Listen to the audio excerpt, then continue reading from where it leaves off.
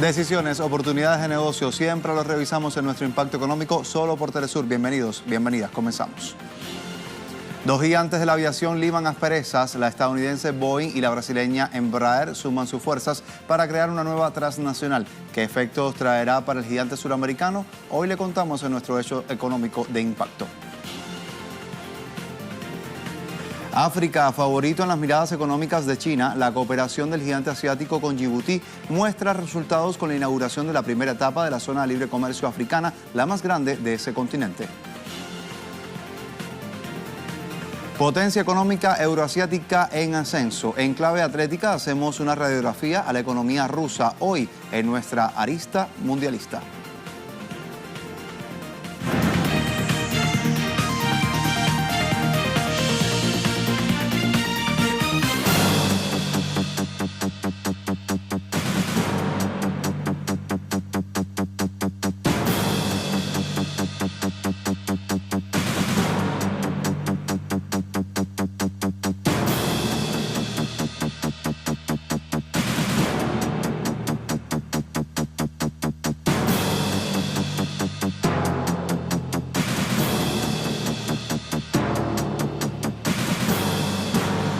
Estas imágenes dan cuenta de cómo culminó el silencio comercial entre dos gigantes de la aviación. Nos referimos a la estadounidense Boeing y la brasileña Embraer. Ambas empresas llegaron a una asociación este jueves para crear una nueva empresa donde la balanza accionaria favorece a la aeronáutica estadounidense. En medio de este escenario nos preguntamos, ¿será esta otra alfombra roja que está lanzando el gobierno de Michel Temer para las empresas extranjeras? Veamos los resultados.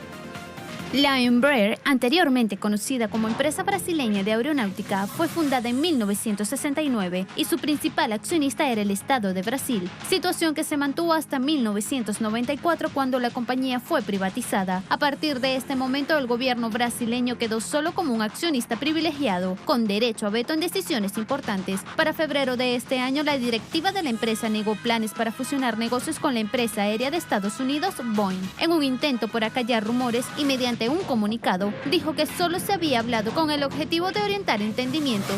Sin embargo, Boeing anunció la toma del brazo comercial del Embraer para fabricar aeronaves más pequeñas mediante una nueva compañía con una inversión de $4.750 millones. En la nueva empresa, la marca estadounidense tendrá una participación de 80% y la brasileña el 20% restante. El plan inicial de Boeing de comprar Embraer había sido rechazado por el gobierno de Brasilia debido a que se vulneraba el control sobre las unidades de defensa y por motivos de seguridad estratégica. Tan solo 2 horas después de darse a conocer la fusión entre ambas empresas, las acciones ordinarias del fabricante de aviones brasileño se desplomaron un 14% en la Bolsa de Valores de Sao Paulo.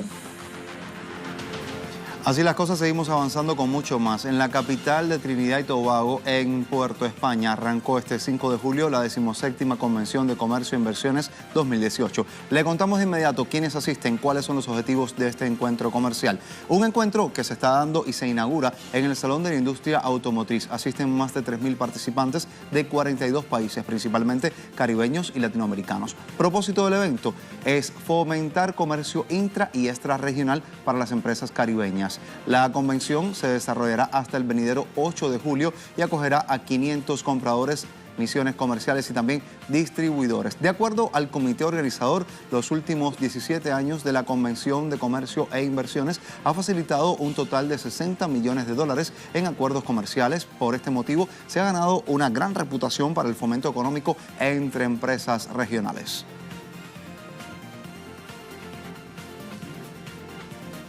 Más información económica que se genera en Argentina a esta hora. Referentes y trabajadores de diversos sectores denuncian que la crisis socioeconómica se agrava cada día más. A pesar de los cambios dentro del gabinete macrista, desde el propio gobierno, la alianza Cambiemos está reconociendo que la recesión vendrá acompañada de más conflictos laborales. Veamos más detalles en el informe de nuestra corresponsal Carolina Silvestre.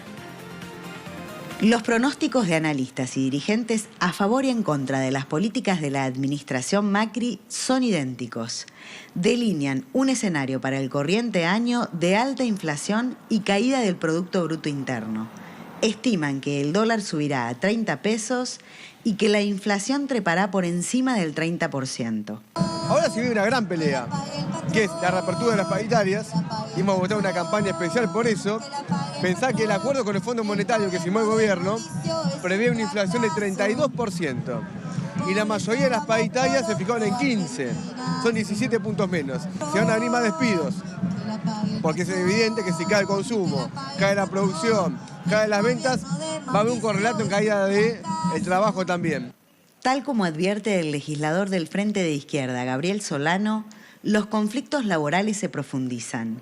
Prueba de ello son los recientes despidos masivos en diversos sectores, donde, por ejemplo, en el caso de la Agencia Nacional de Noticias, Telam, el 40% de la planta profesional quedó sin trabajo. De que esto es parte de un plan, no es simplemente un problema gremial, laboral que se da en este lugar de trabajo, sino que está inscrito en ese plan de encorsetar la información dentro de lo que ellos pueden manejar en el sistema hegemónico de medios. Es un proceso de ajuste que está llevando adelante el gobierno y no solamente en esta agencia que es muy importante para todos los argentinos, sino que en todas las dependencias del Estado. Ayer, lamentablemente, también nos confirmaron que hay 5 corresponsalías de la agencia Telam que ya no tienen trabajadores, ni uno solo dejaron.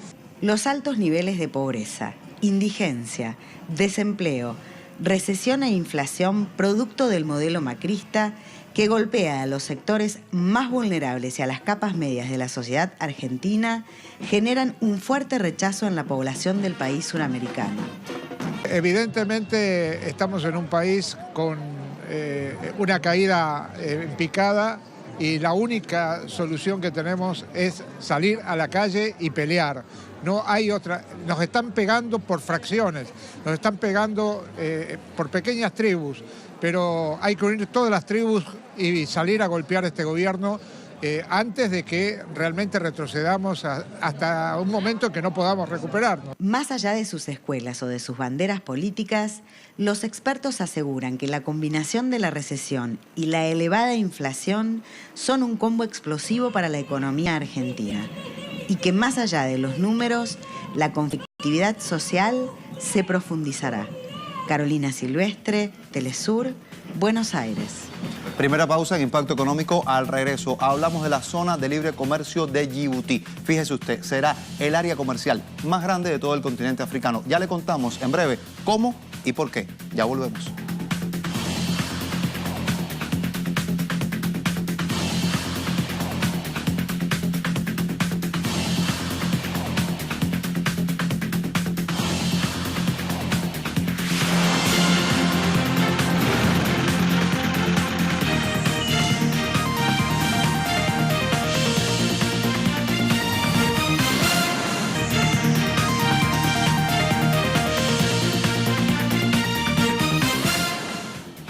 Estamos de vuelta con Impacto Económico. Tenemos que contarle que hubo toda una hilera de banderas de Djibouti y de China. Estaban ondulando de un lado y de otro allí en la inauguración de la primera etapa de la zona de libre comercio más grande de África. La actual está representada por un símbolo de los estrechos vínculos del pequeño país con el gigante asiático, cuyos préstamos ya han financiado el rápido crecimiento de esta infraestructura que busca capitalizar su posición estratégica en una de las rutas comerciales más activas de todo el mundo. Le contamos que estamos hablando ahora de una fase piloto y que comprende un sitio de 240 hectáreas, aunque su término está programado dentro de 10 años. La iniciativa de 3.500 millones de dólares abarcaría 4.800 hectáreas y convertirá a este lugar en una zona de libre comercio más grande de todo el continente africano. Con todo este proyecto que aún no culmina, esperan que las empresas extranjeras establezcan plantas de fabricación dentro de esta zona, agregando valor a los productos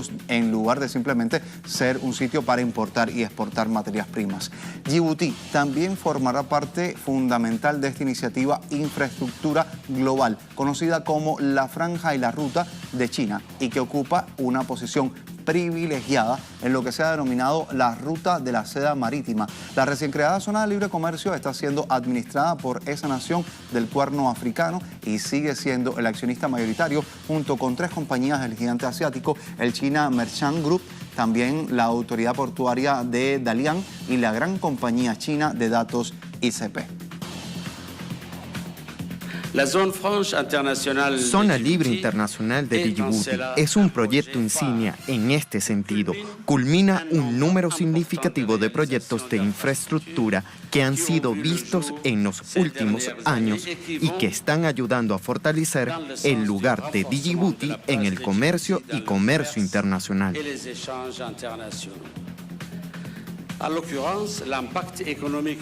En este caso, el impacto económico esperado de la Zona Internacional de Francia de Djibouti es una contribución de $200 millones en el Producto Interno Bruto, que es el 11% del PIB en la fase piloto de explotación de 2,4 kilómetros cuadrados y un aumento de la potencia en los horizontes 2035-2040.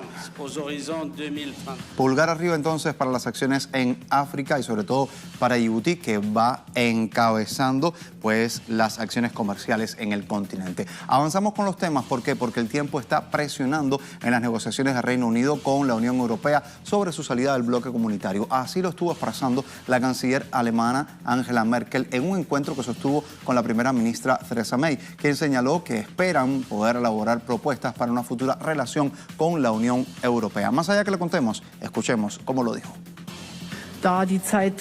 Como el tiempo apremia y ya tenemos que haber resuelto el marco político para octubre, ahora es muy importante lo que el gobierno británico decida en los próximos días.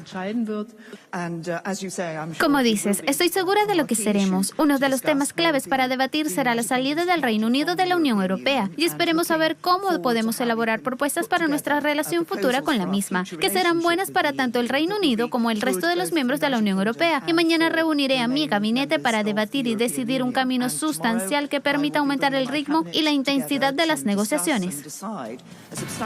Tiempo de una nueva pausa en Impacto. Al regreso reservamos nuestra lista económica y hablaremos de Rusia mundialista. Acompáñenos.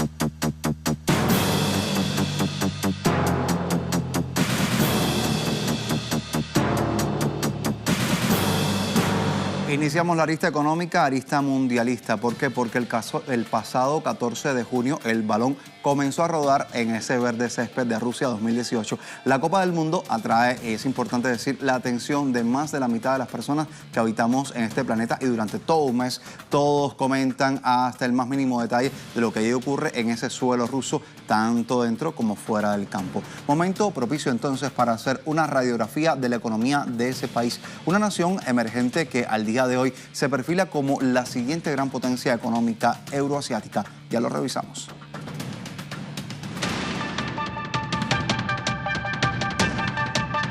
Rusia tiene más de 17 millones de kilómetros cuadrados de extensión y una población que supera los 143 millones de habitantes. Es la 12ª economía más grande del mundo con alrededor de 1.3 billones de dólares de Producto Interno Bruto, una cifra ligeramente superior a Australia o a España y mucho más grande que las economías emergentes como México, Indonesia y Taiwán. En materias primas, Rusia es el segundo mayor exportador de petróleo del mundo, después de Arabia Saudita, y el mayor exportador mundial de gas natural. Es también el tercer productor mundial de oro después de China y Australia y por delante de Estados Unidos. Se ha convertido en uno de los principales jugadores geopolíticos con mejores fortalezas económicas y un poderío militar que la hacen una potencia difícil de ignorar. Pese a los esfuerzos de los medios occidentales en insistir que es un gigante con pies de barro, sustentado en un modelo económico ineficiente. Su interconexión con la economía mundial se verifica en su historial de crecimiento. En 2009, cuando la crisis financiera golpeaba con fuerza, Moscú vivió su primera gran gran recesión postsoviética. El PIB se contrajo con fuerza en 7.9%, después de haber crecido a un ritmo cercano al 6% en 2008. A pesar de la recuperación de los años siguientes, Rusia atravesó otra recesión entre 2015 de menos 3,7% y en 2016 de menos 0,8%, debido a una serie de sucesos geopolíticos, el estallido de la crisis ucraniana por la adhesión de Crimea y la posterior imposición de sanciones económicas y comerciales por parte de Estados Unidos y sus aliados occidentales. En el mismo periodo también restó crecimiento la prolongada caída de los precios del petróleo, que tambaleó la estabilidad de la moneda nacional, el rublo. Sumamos más datos en nuestra arista económica. Traemos en este momento esos que nos demuestran que en medio de las dificultades, Rusia demostró su capacidad para adaptarse y aún en las peores condiciones, continuar desarrollándose, así como lo escucha. Veamos los detalles.